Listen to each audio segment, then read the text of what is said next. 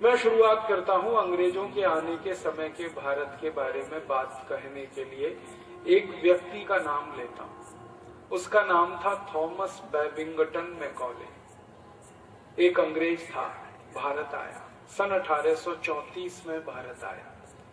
उस समय इस देश में ईस्ट इंडिया कंपनी का एक अधिकारी होता था, विलियम बेंटिंग। गवर्नर जनरल था विलियम बेंटिंग। ये जो गवर्नर जनरल की पोस्ट होती है, ये पोस्ट वैसी ही हुआ करती थी जैसे आज प्रधानमंत्री की पोस्ट है। प्रधानमंत्री को जितने अधिकार हैं इस समय, उतने ही अधिकार गवर्नर जनरल को हुआ करते थे अंग्रेजों के जमाने। ये जो गवर्नर जनरल की पोस्ट है, ये सन 1860 तक चलती रही। जब से ईस्ट इंडिया कंपनी आई भारत में, उसने बिजनेस शुरू किया। वहां से शुरू होकर लगभग 1750 से गवर्नर जनरल आने लगे इस देश में ईस्ट इंडिया कंपनी के। उसके पहले अधिकारी आते थे, वो छोटे स्तर के आते थे, कैप्टन होते थे, मेजर होते थे, ग्रुप कैप्टन होते थे। गवर्नर जनरल हैसियत के 1750 से आना शुरू हुए और पहला गवर्नर जनरल माना जाता है रॉबर्ट क्लाइव को, जो इस देश में आया। रॉबर्ट क्लाइव आया, फिर वॉरेन हेस्टिंग्स आया, फिर थॉमस कुक आया, फिर विलियम पिट आया, फिर लॉरेंस आया, फिर कर्जन आया, फिर लिनलिथगो आया। इसी सीरीज में आया विलियम बेंटिंग। विलियम बेंटिंग 1829 में आया इस देश में और उसके लगभग 4 साल में ये आया। 1833-34 में मैकॉले आया। मैकॉले को विलियम बेंटिंग की कैबिनेट मिनिस्ट्री का सलाहकार बनाया गया था। उस जमाने का जो मंत्रिमंडल होता था वो अंग्रेज तय करते थे और सारे अंग्रेजी होते थे उसमें। तो विलियम बेंटिंग था प्राइम मिनिस्टर, ऐसे समझ लें। बाकी सब थे उसके कैबिनेट मिनिस्टर और ये जो था मैकॉले, उसका था सलाहकार, एडवाइजर। तो जब ये आया मैकॉले, तो विलियम बेंटिंग ने इसको आते ही ये कहा कि तुम भारत को पहले देख लो, घूम लो, देख लो, समझ लो, तभी तुम मुझे कोई सलाह दे पाओगे भारत के बारे में। और मैकॉले के भी मन में था कि मुझे भारत देखना है, क्योंकि उसके पहले उसने भारत कभी देखा नहीं था, सुना था भारत के बारे में। तो वो घूमने को निकल गया भारत में, उत्तर दक्षिण पूरब पश्चिम घूमा। 1.25 साल उसने देखा इस देश को। फिर वापस आया तो कलकत्ता में एक मीटिंग हुई, काउंसिल की मीटिंग। काउंसिल माने मिनिस्ट्री। गवर्नर जनरल हेड कर, वो प्रिसाइड कर रहा था, उसके मंत्री परिषद के लोग बैठे थे। कलकत्ता उस समय भारत की राजधानी था। ये जो दिल्ली राजधानी बनी, ये तो 1911 के बाद बनी। तो मैकॉले ने जो कहा वो मैं सुनाता हूं। उसने कहा, I have travelled length and breadth of this country India, but I have never seen a person who is a beggar and thief in this country India. वो विलियम बेंटिंग को कह रहा है मीटिंग में कि मैंने भारत का उत्तर दक्षिण पूरब पश्चिम सब देख लिया। लेंथ एंड ब्रेथ माने उत्तर दक्षिण पूरब पश्चिम सब देख लिया, लेकिन एक भी भारतवासी को मैंने भिखारी नहीं देखा और एक भी भारतवासी को मैंने चोर नहीं देखा। ना चोर है ना भिखारी है। अब ये बात कह रहा है वो 1835, 2 फरवरी 1835 को ये मीटिंग हुई थी कलकत्ता में। 1835 का माने आज से 175 साल पहले। अब आज से 175 साल पहले एक अंग्रेज आता है और वो देखता है भारत को और कहता है कि यहाँ कोई भिखारी नहीं है, कोई चोर नहीं। तो उसको कुछ कैबिनेट मिनिस्टर्स ने पूछा क्यों नहीं है, तो कहता भारत में किसी को भिखारी होने की जरूरत नहीं है, क्योंकि सभी के घर में धन और संपत्ति इतनी है कि कोई भिखारी होने के लिए जरूरत ही। फिर वो कहता चोर कोई इसलिए नहीं है, किसी के पास चोरी करने की फुर्सत ही नहीं है, क्योंकि सबके पास पैसा है, संपत्ति है, तो चोरी कोई क्यों करे। तो उसको पूछा गया कि तुम भारत के सामान्य व्यक्ति के घर की संपत्ति के बारे में कुछ अंदाजा बताओ। तो मैकॉले कहता है कि मैं जब किसी साधारण भारतवासी के घर में गया तो मैंने देखा कि उसके घर में सोने के सिक्कों का ढेर ऐसे लगा रहता है जैसे गेहूं और चने का ढेर होता है। सामान्य व्यक्ति के घर, राजाओं की बात नहीं कर रहा है, वो कहता राजाओं का तो कह ही नहीं सकता कितना धन है, लेकिन एक साधारण आदमी के घर में मैं घुसा तो मैंने देखा सोने के सिक्कों का ढेर घर में ऐसे है जैसे गेहूं और चने का ढेर। फिर वो कहता है मैंने जब भी किसी भारतवासी को ये पूछा कि आपके घर में कितने सोने के सिक्के हैं, तो किसी भी भारतवासी ने मुझे सही जवाब नहीं दिया।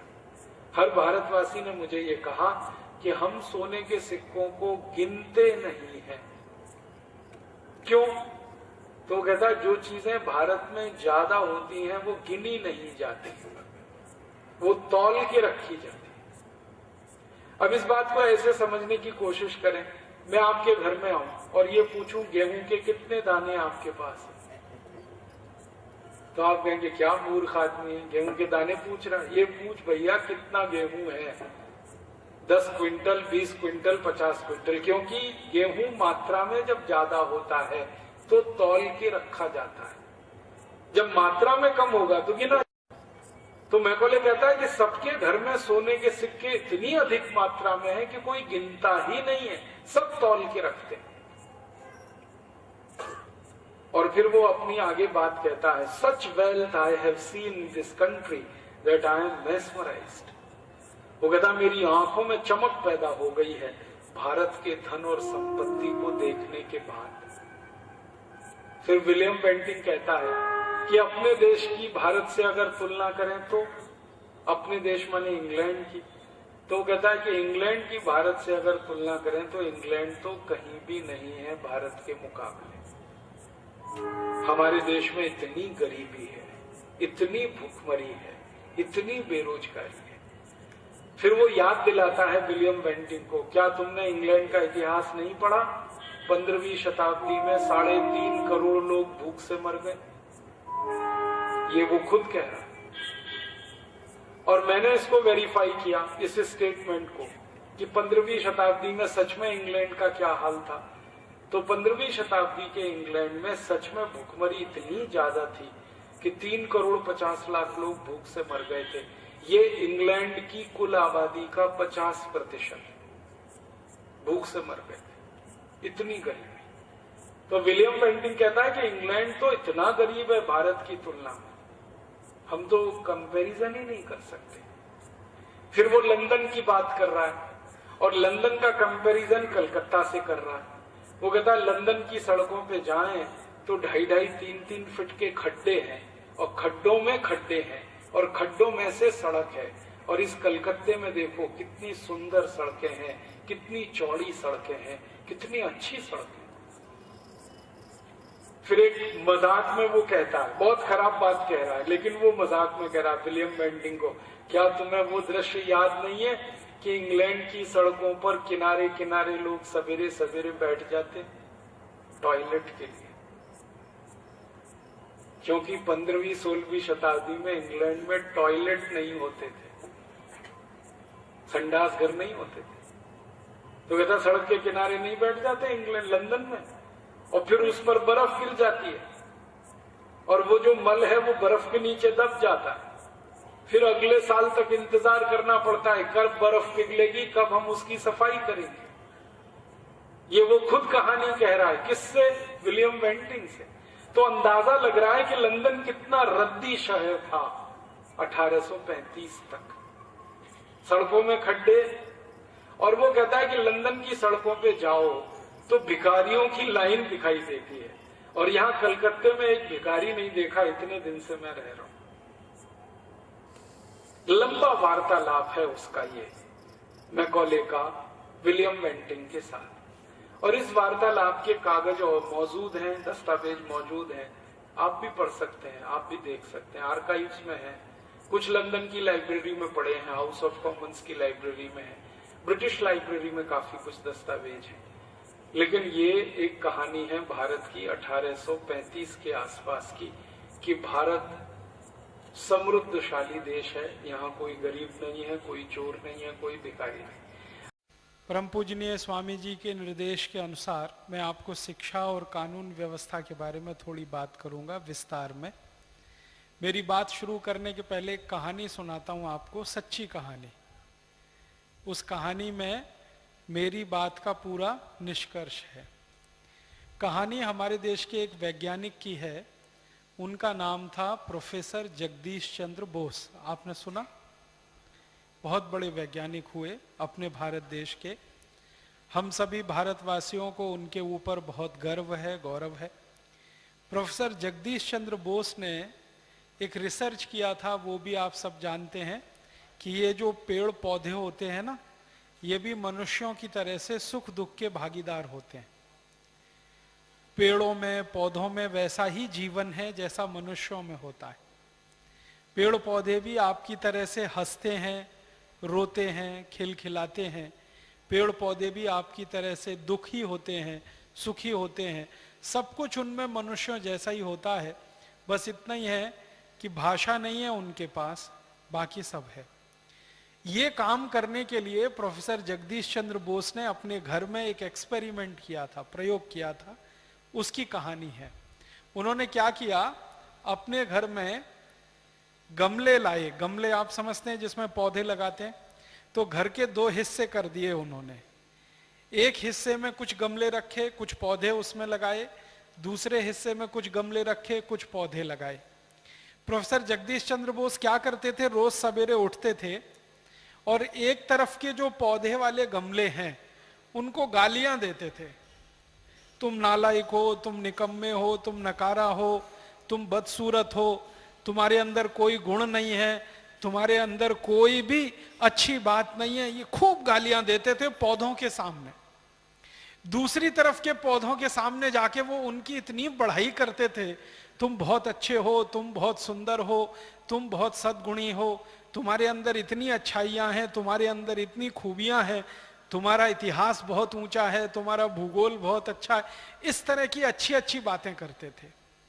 6 महीने लगातार प्रोफेसर साहब ने यह परीक्षण किया। परिणाम जानते हैं क्या हुआ? जिन पौधों को वो गालियां देते थे वो सब मुरझा गए, और जिन पौधों की वो प्रशंसा करते थे, बढ़ाई करते थे, वो सब खिलखिला के दोगुनी रफ्तार से बढ़ने लगे। इस पूरी कहानी से जो मैं कहना चाहता हूं वो ये कि जब किसी को गालियां दी जाती हैं और किसी को नीचा दिखाया जाता है तो वो मुरझा जाता है, और जब किसी की बढ़ाई की जाती है, प्रशंसा की जाती है, तो वो बहुत अच्छा हो जाता है। हमारे लोगों के साथ ऐसा ही हुआ।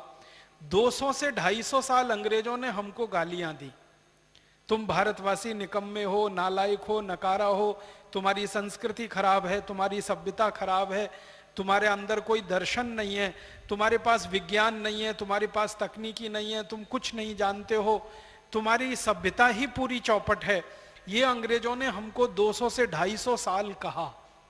एक अंग्रेज ने कहा, फिर दूसरे ने कहा, फिर तीसरे ने कहा, फिर चौथे ने कहा, फिर पांचवें ने कहा।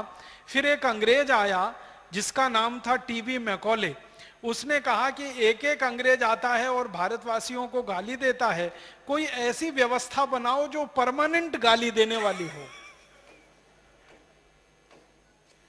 एक अंग्रेज आया, जैसे रॉबर्ट क्लाइव आया, उसने ये सब भारतवासियों को सारे बुरे बुरे जो भी बातें हो सकती हैं वो कहीं भारतवासियों को। भारतीय चोर थे, हाँ, चोर थे, डकैत थे, लुटेरे थे, लुच्चे थे, लफंगे थे, लंपट थे, सारी बुरी गालियां। गाय का मांस खाते थे। हाँ। अच्छा देखो, कोई भी हिंदू इस बात को मानने के लिए, कोई भी भारतीय आर्य इस बात को मानने के लिए कतई तैयार नहीं हो सकता। आज भी इस देश में हिंदू आर्य कुछ भी कहिए उनको, वो भी मांस खाते हैं, लेकिन आज तक मैंने एक भी हिंदू को गो मांस खाते नहीं देखा। तो ये कैसे हो सकता है कि पहले खाते थे, लेकिन आज तक हमें अभी भी पढ़ाया जा रहा है, हमारी पाठ्य पुस्तकों में अभी भी है। जी राजीव जी।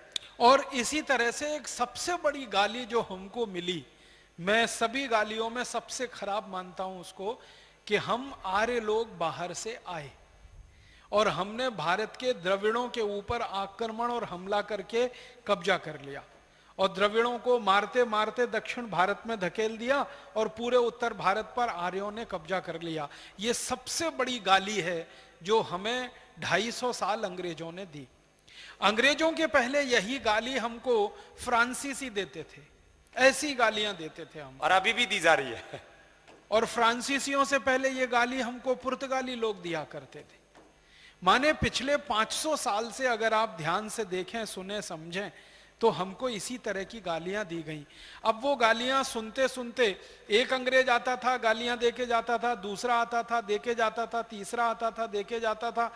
एक टीबी मैकॉले नाम का अंग्रेज आया, उसके दिमाग में एक आइडिया आया, विचार आया कि ये एक एक अंग्रेज भारतवासियों को गाली देता है, कोई ऐसी व्यवस्था बनाओ जो भारतवासियों को परमानेंट गाली देने वाली हो। उस व्यवस्था को उसने कहा एजुकेशन, उसी का नाम है शिक्षा व्यवस्था। और ये वो 1840 में देके चला गया, इंडियन एजुकेशन सिस्टम। हाँ, एक कानून बनाया उसने। जब वो भारत में आया तो यहां जो सबसे ऊंचा अधिकारी होता था भारत में, उसको कहते थे गवर्नर जनरल। आज उसकी हैसियत है प्रधानमंत्री की। आज का जो प्रधानमंत्री है, अंग्रेजों के जमाने में वो गवर्नर जनरल होता था। तो गवर्नर जनरल की काउंसिल का वो मेंबर होके आया था और उसको बहुत अधिकार थे टीबी मैकॉले को। टीबी मैकॉले के लिए जो पत्र भेजा गया था ब्रिटिश पार्लियामेंट से भारत के गवर्नर जनरल को, उसमें एक वाक्य लिखा हुआ है कि ये व्यक्ति जो विचार व्यक्त करेगा वही नीति बन जाएगी। इतनी ऊंची अधिकार और अथॉरिटी के साथ उसको भेजा गया। तो मैकॉले ने आके जो सबसे खराब काम एक किया हमारे हिसाब से और अंग्रेजों के हिसाब से सबसे अच्छा काम, कि उसने लगातार गाली देने वाला एक तंत्र बना दिया, जिस तंत्र का नाम उसने रखा शिक्षा व्यवस्था, एजुकेशन। और इस एजुकेशन में इस तरह से विषय डाले गए कि हरेक विषय भारतवासियों को गाली देने वाला सिद्ध हो और भारतवासी लगातार ये गालियां सुनते सुनते मुरझा जाएं और आत्मग्लानि की स्थिति में पहुंच जाए, उनको अपने धर्म संस्कृतियों के प्रति घृणा हो जाए। उसने जो इतिहास बताया, हमारे देश में जो इतिहास हम पढ़ते हैं, उस इतिहास को जानबूझकर राजाओं का इतिहास बताया। आप जानते हैं हमारा पूरा इतिहास आज आप पढ़ें जो मैकॉले के द्वारा रचित है या मैकॉले एजुकेशन के द्वारा दिया हुआ है, उस इतिहास में राजाओं के बारे में ही कहानियां हैं, प्रजा के बारे में कहीं कुछ नहीं है, ऋषियों के बारे में कुछ नहीं। हमारे एक राजा से दूसरे राजा की लड़ाइयां हो रही हैं तो सारे इतिहास में लड़ाइयां ही लड़ाइयां हैं। आप मुझे एक बात बताओ, अगर सब एक दूसरे से लड़ते ही रहेंगे तो समाज कहां बचेगा? समाज तो खत्म हो जाएगा। भारत तो 1000 साल पहले ही खत्म हो जाता अगर हर एक राजा दूसरे से लड़ रहा होता। अपना आज का इतिहास पढ़ें तो एक ही बात समझ में आती है, ये राजा उस पर हमला कर रहा था, वो राजा उस पर हमला कर रहा था, वो राजा ने उससे लड़ाई की, उसने इस पर चढ़ाई की, उसने उसकी पत्नी को माने दबोच लिया, उसने उसकी राज्य की सल्तनत को खींच लिया। यही सारी कहानियां पूरे इतिहास में हैं। ये मैकॉले का रचित इतिहास है जिससे हमको इतनी आत्मग्लानि पैदा हो जाए कि हमारे पुरखे तो लड़ने भिड़ने के अलावा कुछ करते ही नहीं थे। आप मुझे एक मोटी सी बात बताइए, अगर कोई समाज लगातार लड़ता रहे, झगड़ता रहे, वो वेदों की रचना कर सकता है? कोई समाज हमेशा लड़ता रहे, झगड़ता रहे, हजारों हजारों वेदों की ऋचाएं लिख सकता है? अगर कोई समाज हमेशा लड़ता रहे, झगड़ता रहे, वो उपनिषदों की रचना कर सकता है? कोई समाज अगर लड़ता रहे, झगड़ता रहे, वो नीति वाक्यों के लिए लड़ मर सकता है? सवाल ही नहीं उठता। क्योंकि इतिहास पढ़ने से तो ऐसा लगता है कि किसी राजा को लड़ाई से फुर्सत ही नहीं और किसी साम्राज्य में शांति नाम की कोई चीज नहीं। तो मैकॉले ने इतिहास ऐसा दे दिया और उस इतिहास में प्रजा गायब है। ध्यान रखिएगा, राजा ही राजा हैं और राजाओं की अच्छाइयां गायब हैं, बुराइयां ही बुराइयां हैं। इसने उस पर हमला किया, उसने उस पर हमला किया, इसने इसको मारा, उसने उसको पीटा, उसने उसका राज्य छीन लिया, इसने उसका राज्य छीन लिया। इसी तरह का इतिहास हम पढ़ते हैं और अगर इसी तरह का इतिहास पढ़ेंगे तो कैसा दिमाग बनेगा हमारा? वैसा ही बनेगा जैसा मैकॉले चाहता था। इसी तरह से हम भारत के दूसरे शास्त्रों की बात करें, हम गणित की बात करें। मैं एक उदाहरण से कहता हूं, मैंने बचपन में गणित पढ़ा है। अंग्रेजी स्कूलों में कैसा गणित पढ़ाया जाता वो आप में से भी कई जानते होंगे। मैकॉले ने कैसा गणित पढ़ाया हमको, एक छोटे से उदाहरण से समझाता हूं। गणित में मुख्य काम किसी भी बच्चे को सिखाने का क्या होता है? जोड़ना, घटाना, गुणा करना और भाग देना। ये 4 मुख्य क्रियाएं हैं गणित में जो प्राथमिक स्तर पर हर बच्चे को सिखाई जाती है। तो हमें जोड़ना सिखाना है या घटाना सिखाना है या गुणा करना सिखाना है या भाग देना सिखाना है। तो सिखाने के लिए मैकॉले सिस्टम का सवाल कैसे लिखा जाता है वो एक सवाल बताता हूं आप। मुझे बचपन में गणित जब सिखाया जाता था, तो आपने भी सीखा होगा, तो मुझे एक सवाल आता था, डैडी ने 10 रुपए दिए। अब ये अंग्रेजी में होता था, मैं हिंदी करके बता रहा हूं। अब डैडी शब्द है, पिताजी नहीं है, डैडी है। डैडी का माने होता है DEAD, डैड माने मरा हुआ, डैडी माने मरे हुए जैसा। ये उसका अंग्रेजी में हिंदी अर्थ है, मरे हुए जैसा। तो पिताजी नहीं है, पिताश्री नहीं है, डैडी ने 10 रुपए दिए या पापा जी ने 10 रुपए दिए। पापा नाम के शब्द का कोई अर्थ आज तक दुनिया में किसी को नहीं मालूम, और हम बोलते रहते हैं अपने अपने पिताजी को पापा पापा पापा पापा। पापा का कोई अर्थ ही नहीं है किसी भी भाषा में। तो पिताजी ने 10 रुपए दिए, मान लीजिए मैंने उसको संशोधित कर दिया। पिताजी ने 10 रुपए दिए, उसमें से 5 रुपए की चॉकलेट खाई, बताओ कितना बचा। अब देखो सवाल देखो, पिताजी ने 10 रुपए दिए, उसमें से 5 रुपए की चॉकलेट खाई, बताओ कितना बचा। हम क्या सिखाना चाहते हैं? घटाना, सब्सट्रैक्शन सिखाना चाहते हैं, घटाना। उदाहरण क्या लिया? पिताजी ने 10 रुपए दिए, 5 रुपए की चॉकलेट खाई, तब कितना बचा। अब बच्चा बचपन से ये सवाल करना शुरू करेगा तो 2-3 साल के बाद वो पूछेगा चॉकलेट किसकी खाऊं, कैडबरीज की कि नेस्ले की। आप मेरी बात पे ध्यान दीजिएगा, बार बार वो ये सवाल हल करेगा।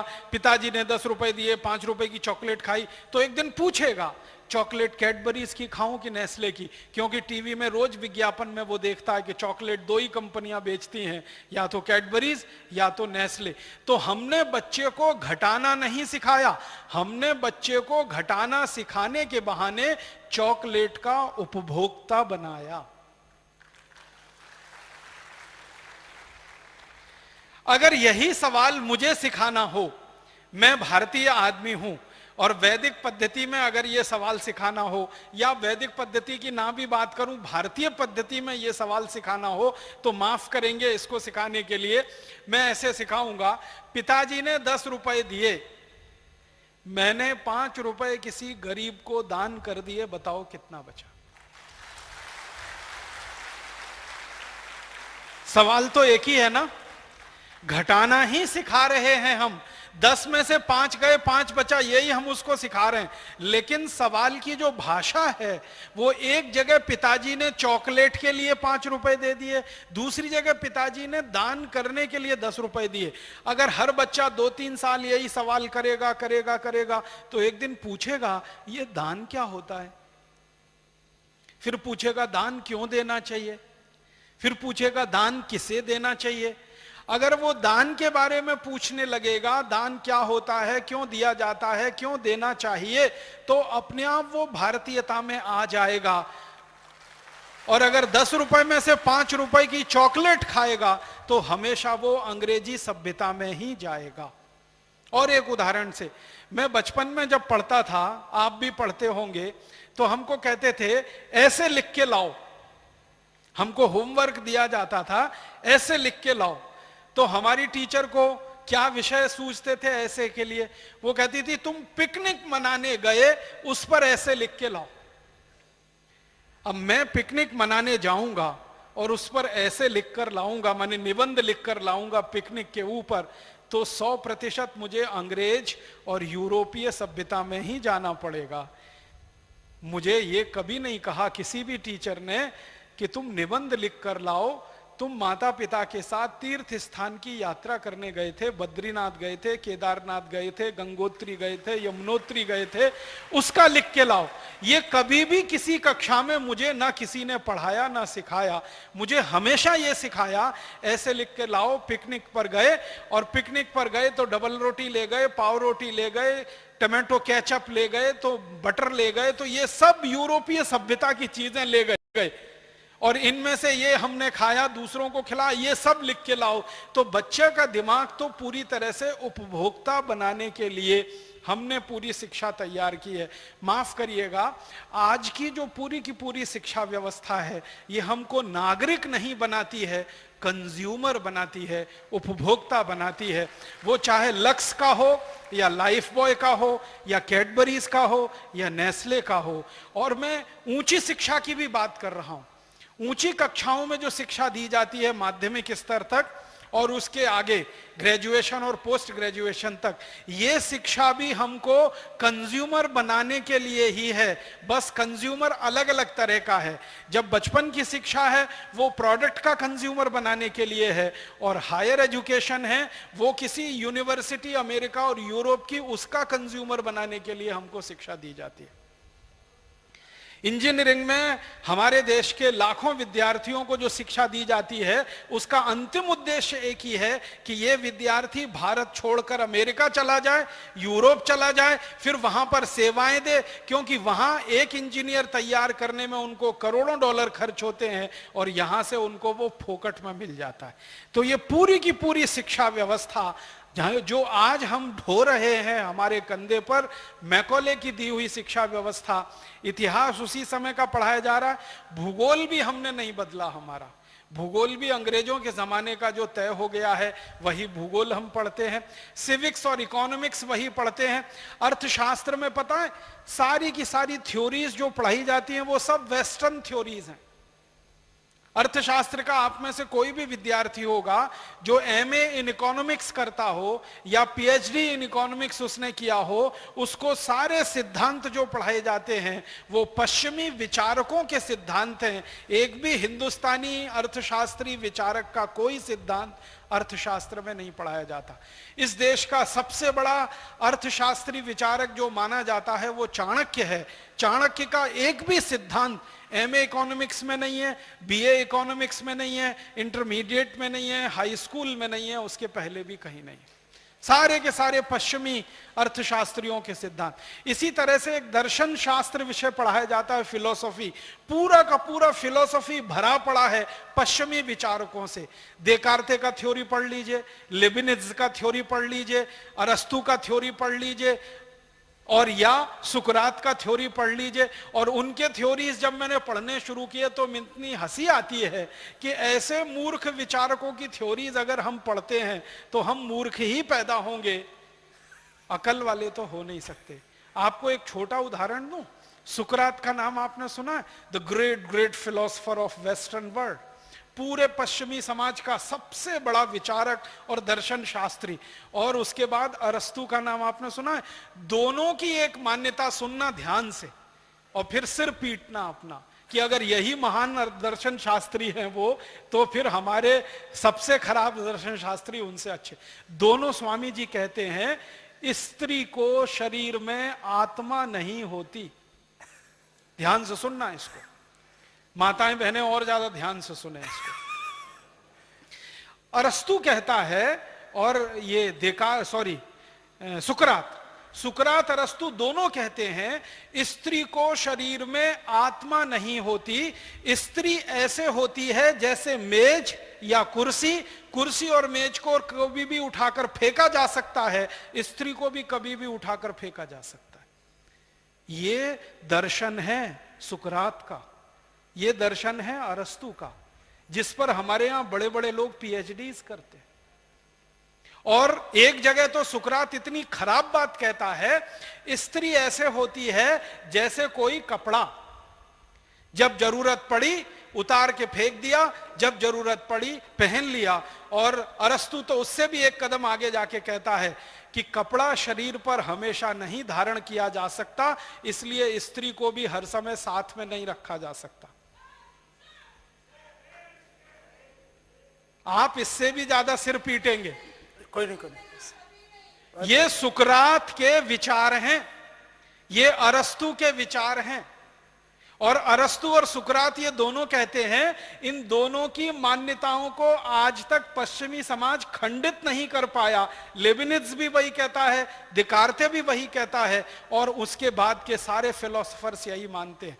इसलिए महिलाओं के प्रति पश्चिमी समाज में कोई आदर भाव नहीं है। महिला वस्तु की तरह है, इस्तेमाल करो और फेंको, यूज एंड थ्रो, फिलॉसफी में से आया।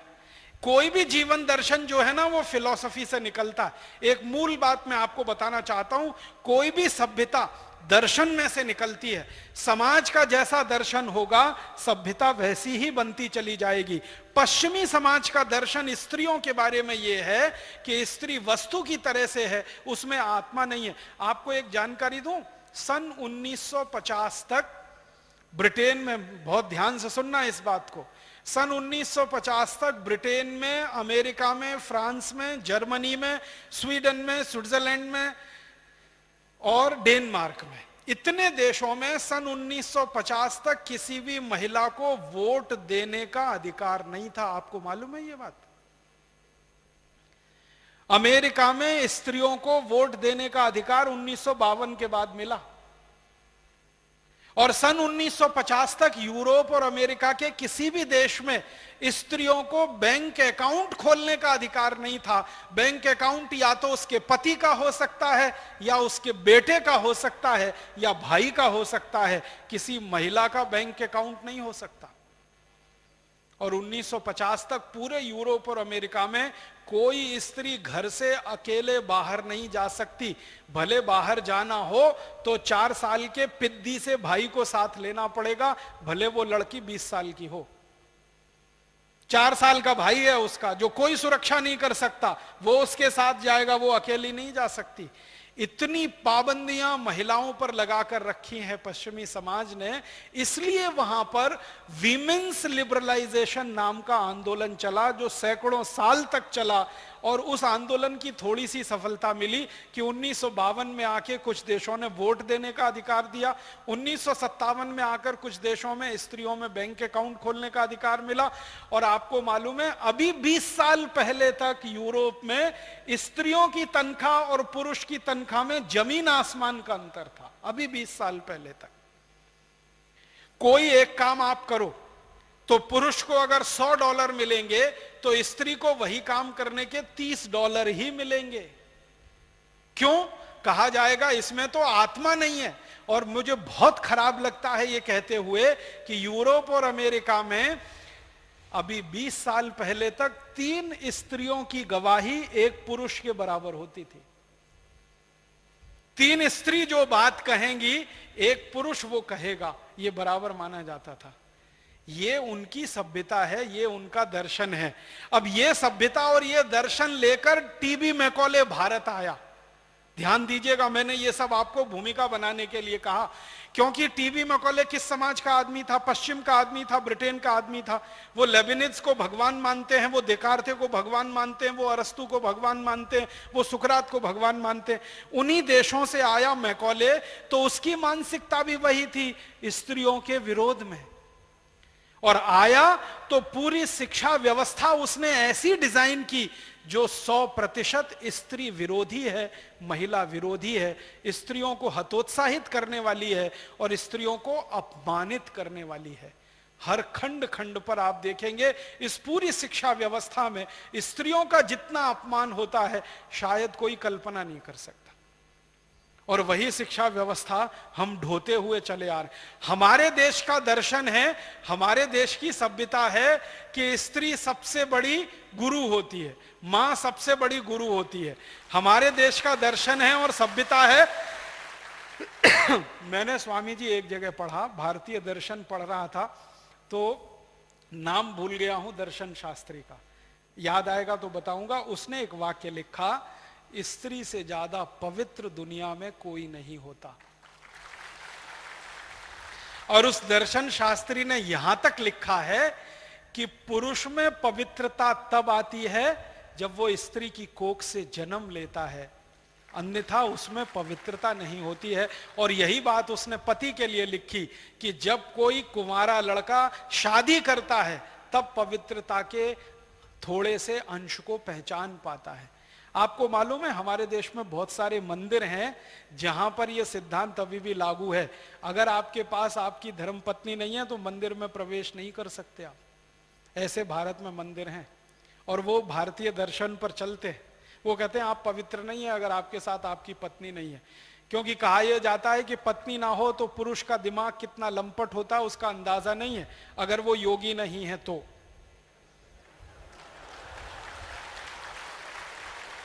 योगी है तो उसका अपना कंट्रोल है इंद्रियों पर, मन पर। योगी नहीं है तो वो पता नहीं कहां कहां जाएगा, कहां कहां मुंह मारेगा, चरेगा, खाएगा, कुछ मालूम नहीं। एक बात सीधी सी यही है इसमें तो, कि व्यक्ति जो है, एक इंसान जिसको हम पुरुष कहते हैं, पुरुष कोई आसमान से तो गिरा नहीं, जितने भी पुरुष आए माँ की कोख से आए, इसलिए पुरुष में जितनी भी शक्तियां हैं, जितनी भी पवित्रताएं हैं, उनका स्रोत माँ है, उनका मूल माँ है। अब ये हमारी दर्शन है भारत की, इस दर्शन को यूरोप में कोई नहीं मानता, हम मानते हैं। तो हम जिस दर्शन को मानते हैं वैसी हमारी सभ्यता होगी और वैसी ही संस्कृति होगी। यूरोप वाले जिस दर्शन को मानते हैं वैसी उनकी सभ्यता होगी, वैसी संस्कृति होगी। तो यूरोप की सभ्यता और संस्कृति जैसी होगी वैसी ही उनकी शिक्षा भी होगी, और जैसी हमारी सभ्यता और संस्कृति होगी वैसी हमारी शिक्षा होगी। तो हम जब गुरुकुल की शिक्षा लेते थे, भारत की अपनी शिक्षा होती थी, तो उसमें स्त्री मां थी, स्त्री दुर्गा थी, स्त्री हमारे देश में प्रेरणा का स्रोत थी, महिला सारे के सारे काम का केंद्र बिंदु थी। ये गुरुकुलों की शिक्षा से दिखाई देता है, क्योंकि हमारे पास जो दस्तावेज हैं अंग्रेजों के जमाने के, इस देश में आधे से ज्यादा विश्वविद्यालयों की कुलपति महिलाएं थी, स्त्रियां थी, आधे से ज्यादा, और विश्वविद्यालय स्तर के गुरुकुल थे। तो महिलाओं को हमारे यहां दर्जा है बहुत ऊंचे स्तर का, और महिलाओं को दर्जा है यूरोप में बहुत नीचे स्तर का। तो यूरोप के लोग जब शिक्षा व्यवस्था की डिजाइन करेंगे तो महिला का स्तर उसमें नीचे से नीचा रहेगा, और हम जब शिक्षा की डिजाइनिंग करेंगे तो महिला का स्तर ऊंचे से ऊंचा रहेगा। तो यूरोप की शिक्षा व्यवस्था ले लेकर हम जो 250 साल से परेशान हुए हैं और हमारा दिमाग खराब हुआ है, वो दिमाग ऐसा ही खराब हुआ है कि स्त्री को आज हमारे देश में भोग की वस्तु, उपयोग की वस्तु बनाकर इस पूरी शिक्षा व्यवस्था ने छोड़ दिया है। आज हमारे देश में स्त्रियों का वही हश्र है जो यूरोप में 50 साल पहले हुआ करता था, क्योंकि हम 200-250 साल से अंग्रेजी शिक्षा पढ़ रहे हैं। तो हमें करना क्या? उसकी पवित्रता नष्ट कर रहे हैं जी। उसको पबों में ले जाना चाहते हैं, उसको जो है शराब खानों में ले जाते हैं, शराबी बनाना, डांस घरों में ले जाते हैं। हमारे यहाँ मॉडर्न होने के नाम पर महिलाओं को यही तो कर रहे हैं ना, उनको नचाते। हमने स्त्री को मान लिया नाचने की चीज, पहले नाचने वालियों को सबसे घटिया मानते थे, और आज कोई नाचने वाली आ जाए तो पूरा गांव, पूरा देश पागल हो जाता है। क्या तमाशा हो रहा है? गांव में नौटंकी आ जाए स्वामी जी तो सब काम छोड़ के इकट्ठे हो जाते हैं। कई बार मेरे साथ हुआ है, मैं व्याख्यान देने किसी गांव में गया, नौटंकी वाले आए हुए, व्याख्यान सुनने कोई नहीं आया, सब नौटंकी में बैठे, और नौटंकी में इतनी गंदी गंदी बातें महिलाओं के लिए, स्त्रियों के लिए कही जाती हैं और बोली जाती हैं कि कोई कान में रुई ठूस ले फिर भी तकलीफ हो उसको। तो हमने गड़बड़ कर दिया 250 साल। दिमाग में एक तो 250 साल सुनते रहे अपने बारे में गालियां, और फिर स्त्रियों के बारे में ये मान्यता जो मैकॉले की और यूरोप के दार्शनिकों की, और उसी मान्यता पर आधारित हमारी शिक्षा व्यवस्था। तो सारी शिक्षा व्यवस्था ने सबसे ज्यादा तकलीफ दिया है तो हमारी महिलाओं को दिया है। मुझे सबसे ज्यादा दुख और तकलीफ पता है किस बात की होती है? सबसे बड़ा दुख और तकलीफ मेरा क्या है कि मैंने जो पढ़ा वो मेरी मां को नहीं मालूम, और मेरी मां अपने बेटे को नहीं पढ़ा सकती। आप सोचो, किसी बेटे और मां के बीच में इतनी दूरी आ जाए कि उसका बेटा क्या पढ़ रहा है उसकी मां ना जानती हो और मां बेटे को पढ़ा ना सकती हो, इससे बड़ी टूटन और खराब किसी भी समाज में क्या हो सकती है कोई चीज? हमारे देश में ज्यादातर हाल है, उनके बच्चे, बेटे या बेटी क्या पढ़ रहे हैं वो खुद नहीं पढ़ा सकती, इसलिए ट्यूटर रखना पड़ता है, और ट्यूटर क्या पढ़ा के जाता है? मां को कुछ नहीं आता है। क्यों? शिक्षा व्यवस्था से मां पूरी तरह से गायब है, क्योंकि पूरी शिक्षा व्यवस्था की डिजाइन ऐसे की गई है जिसमें मां का कोई रोल ही नहीं है। हम गुरुकुल की शिक्षा में सबसे बड़ा गुरु मां को मानते, हम गुरुकुल की शिक्षा में सबसे बड़ा गुरु मां को मानते हैं, और यूरोपियन शिक्षा व्यवस्था, टीवी मैकॉले की शिक्षा व्यवस्था में सबसे बड़ा गुरु मैकॉले हो गया, मां नहीं है। और वो मैकॉले हो गया जो मानता ही नहीं है कि मां में कोई आत्मा भी होती है, वो तो वस्तु है, यूज एंड थ्रो के लिए। तो ये एक छोटी सी बात मैंने थोड़ा विस्तार करके कही कि हमको हमारी शिक्षा व्यवस्था बदलनी है। तो क्या क्या बदलना है? भाषा बदलनी है, वो तो स्वामी जी ने कहा। भाषा के साथ हमें कंटेंट बदलना है, टेक्स्ट बदलना है, जो मां विरोधी है, स्त्री विरोधी है, महिला विरोधी है। इसके आगे हम चलेंगे तो विषय भी बदलने हैं हमको। आप में से मैथमेटिक्स पढ़ने वाला कोई विद्यार्थी यहां बैठा हो जिसने एमएससी मैथमेटिक्स किया हो, उसके लिए मैं कहना चाहता हूं कि मैथमेटिक्स में हम इतने विषय पढ़ते हैं जो जिंदगी में कभी काम नहीं आते। डिफरेंशियल कैलकुलस पढ़ते हैं, इंटीग्रल कैलकुलस पढ़ते हैं, स्टैटिस्टिक्स पढ़ते हैं, स्टैटिक्स पढ़ते हैं, डायनामिक्स पढ़ते हैं, सब रद्दी और एकदम बेकार। ट्रिग्नोमेट्री पढ़ते हैं जो किसी काम की नहीं है। शायद हां, कब से शुरू हो गया? 12th से शुरू हो गया। और तकलीफ की स्थिति, पहले एमएससी में होता था, बीएससी में, अब 12th से शुरू हो गया। तो आप सोचिए कि जो विषय जिंदगी में कभी काम नहीं आने वाले, मैंने डायनेमिक्स पढ़ा, मैंने स्टैटिक्स पढ़ा, मैंने इंटीग्रल कैलकुलस पढ़ा, मैंने डिफरेंशियल कैलकुलस पढ़ा, आज तक मेरी जिंदगी में एक बार भी काम नहीं आया। तो मैं मेरे गणित के अध्यापकों को जब भी मिलता हूं पूछता हूं, आपने मुझे ये सब क्यों पढ़ाया? तो मेरे तो काम नहीं आया। तुलनात्मक अध्ययन करने के लिए। तो मेरे अध्यापक कहते हैं हमको किसी ने पढ़ाया, हमने तुमको पढ़ा दिया। तो भेड़िया धसान चल रहा है ये इस देश में। और मैं आपको विनम्रता से और ईमानदारी से बताता हूं, मेरी दादी ने मुझको ढैया पौना सवैया पढ़ाया था। ढैया पौना सवैया समझते? ये पुराने गांव के लोग ही पढ़ा सकते हैं, आजकल कॉन्वेंट वालों को तो कुछ समझ में नहीं आता ढैया पौना सवैया। मेरी दादी जो कभी स्कूल नहीं गई, किसी कॉलेज में नहीं पढ़ी, एकदम हरफ निरक्षर, काला अक्षर भैंस बराबर अगर आप उसको कहना चाहें तो कह सकते हैं, उसने मुझे ढैया पौना सवैया के पहाड़े सिखाए और वो रोज मेरे जिंदगी में काम आते हैं, हर समय मेरी जिंदगी में काम आते हैं। दादी स्वर्गवासी हो गई है तो भी मेरे काम आ रहे हैं और अगले जब तक मैं जिंदा रहूंगा मेरे काम आए। भारतीय गणित है ना ये। तो मेरा कहना है कि जो चीज जिंदगी भर काम आती है वो हम क्यों नहीं पढ़ाएं? स्त्रियों को सम्मान देने वाली बातें हमारी शिक्षा व्यवस्था में क्यों ना हो? विषय हमारे ऐसे होने चाहिए, सारे विषय एक तरफ से ऐसे होने चाहिए जो स्त्री को सम्मान दे सके, क्योंकि गुरु हमारी मां ही है। तो स्त्रियों को सम्मान आ सके ऐसा टेक्स्ट बनाना है, ऐसा सिलेबस बनाना है। हमारे देश में हम एक जिम्मेदार नागरिक बने, ना कि किसी कंपनी के उपभोक्ता। आजकल एक सर्व शिक्षा अभियान चल रहा है ना, सर्व शिक्षा अभियान का एक ही उद्देश्य है, हर व्यक्ति को ABCD सिखाना। और ABCD सिखाने के पीछे उद्देश्य क्या है? टीवी पर आने वाले विज्ञापन वो पढ़ सके, L for lux, P for Pepsi, C for Coca Cola, ये बताना उसको। ABCD बताने के पीछे एक ही उद्देश्य है और कोई उद्देश्य नहीं। वो कहते हैं ना साक्षरता साक्षरता साक्षरता, शिक्षा की बात नहीं करते, साक्षरता की बात करते हैं, ताकि विज्ञापनों में फर्क आप पढ़ सकें और एक अच्छी कंपनी के अच्छे उपभोक्ता बनकर अपनी जेब कटवा सकें और उस कंपनी की लूट बढ़ा सकें। तो हमें पूरी शिक्षा व्यवस्था जो कंज्यूमर बनाने के लिए मैकॉले हमारे यहाँ छोड़कर गया, इसको बदल देना है और एक जिम्मेदार भारतीय नागरिक बनाने की शिक्षा व्यवस्था हमें लानी है। इसके लिए भारत स्वाभिमान का अभियान है और यही हम करें, ये हमारी अभीष्ट इच्छा है। धन्यवाद, आभार। दूसरी झलक वो आज आप देख सकते हैं कि हिंदुस्तान में जितने मंदिर बनाए गए हैं, जितनी इमारतें बनाई गई हैं, उनमें से एक भी इमारत गिरती नहीं। जैसे आज बनाए गए पुल 2 दिन बाद गिर जाते हैं, वो इमारत नहीं गिरती है। कितने बड़े बड़े किले बने हुए हैं। मेरे गांव में जहां का मैं रहने वाला हूं, एक गढ़ी बनी हुई है, पूरा का पूरा किला मिट्टी से बना हुआ है, मड से, और आज तक नहीं गिरा है। कितने 100 साल पुराना है आप उसकी कल्पना नहीं कर सकते, आज तक नहीं गिरा है। क्या मिट्टी है? कुछ नहीं है, ब्लैक कॉटन सॉइल है। और वो ब्लैक कॉटन सॉइल का प्रिपरेशन ऐसा है जो खड़ी हुई है सैकड़ों साल से। कोई माई का लाल दावा करके दिखा दे कंक्रीट की बिल्डिंग जो खड़ी रह जाए 100 साल से भी ज्यादा।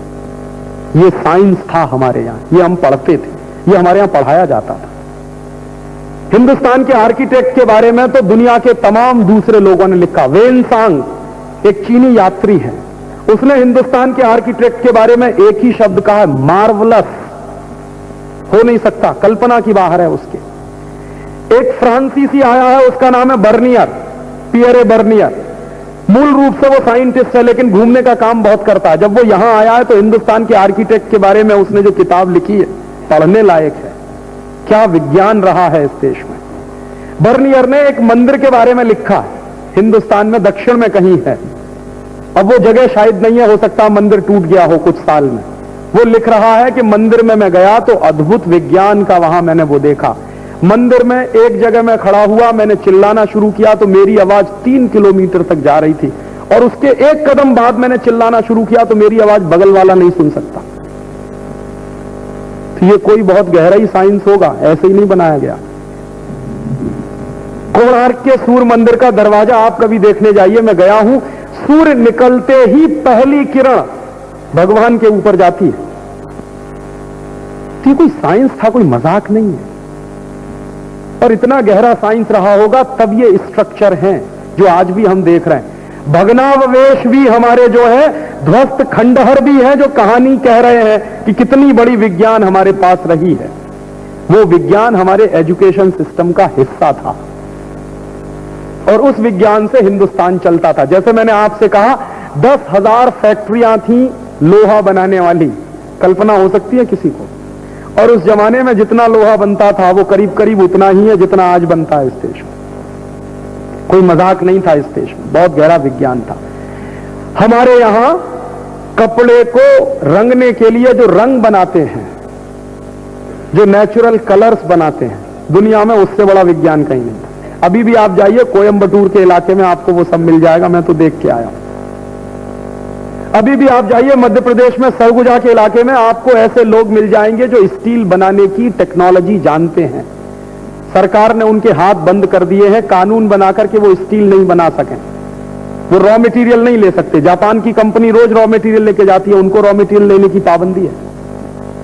इतना गहरा विज्ञान इस देश में रहा है और वो सब हमारे एजुकेशन सिस्टम का हिस्सा था। और कितना ग्लोरियस एजुकेशन सिस्टम रहा है वो सारे डॉक्यूमेंट्स में पब्लिश करने वाला हूं, कुछ दिन के बाद आ जाएंगे आपके बीच में, तो आपको अंदाजा लगेगा कि क्या एजुकेशन सिस्टम रहा। उस एजुकेशन सिस्टम को बर्बाद करने के लिए आया था मैकॉले, और उसने सबसे पहला काम क्या किया कि हिंदुस्तान की शिक्षण पद्धति को बर्बाद करना है अगर प्रैक्टिकली, तो पहले लोगों के दिमाग में इसके प्रति हीन भावना पैदा करनी पड़ेगी। तो उसने हिंदुस्तान में आकर एक मुहावरा कहना शुरू किया कि जो अंग्रेजी की पढ़ाई है वो सर्वोच्च और जो संस्कृत की पढ़ाई है वो सबसे रद्दी, ये कहना शुरू किया। और मैकॉले ये कहता था कि कोई भी गलत बात कहते रहो कहते रहो कहते रहो कहते रहो, एक दिन उसका असर होता। ये उसने शुरू किया।